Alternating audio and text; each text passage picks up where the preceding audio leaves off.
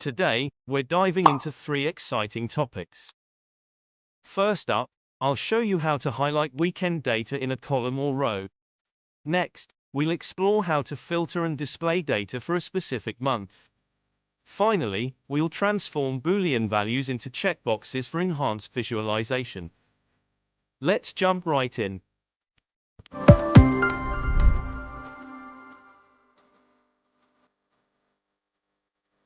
For this demonstration, we'll be using a sample attendance sheet. If you're interested in a comprehensive guide on creating an attendance sheet, be sure to check out my previous video. I'll start by generating a calendar based on a specified year and month.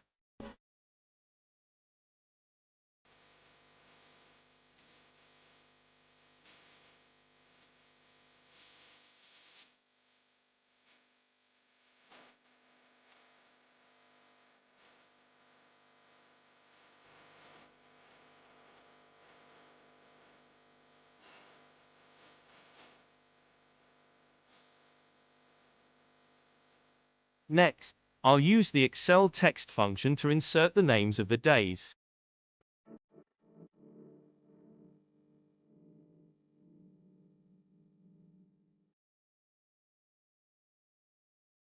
To display only the first letter of each day, I'll apply the Excel left function.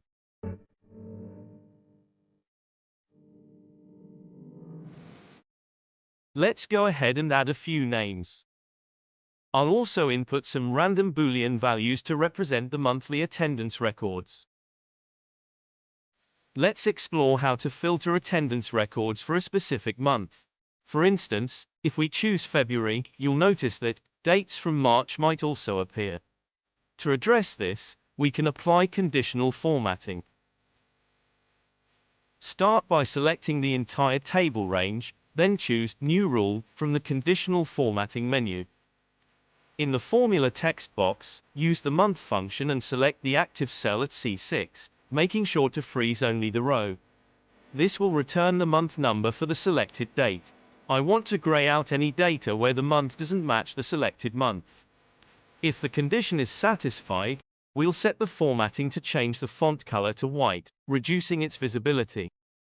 As you can see, the March dates are now grayed out, making them invisible when the month doesn't match. Next, we'll format the weekend data column using conditional formatting.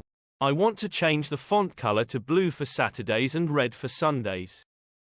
Before we begin, let's discuss the weekday function. The Excel weekday function takes a date and returns a number from 1 to 7, indicating the day of the week.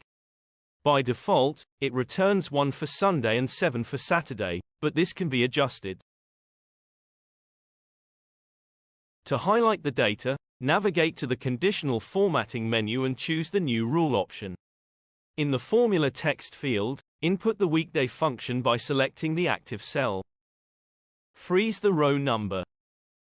If it equals 7, set the font color to blue and click OK to close the formatting window. As you can see, the data in the Saturday columns now appears in blue. We can replicate this conditional formatting, change the weekday value to 1, and set the font color to red.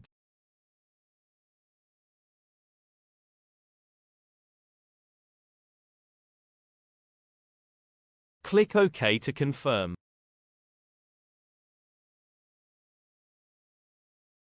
However, there's an issue.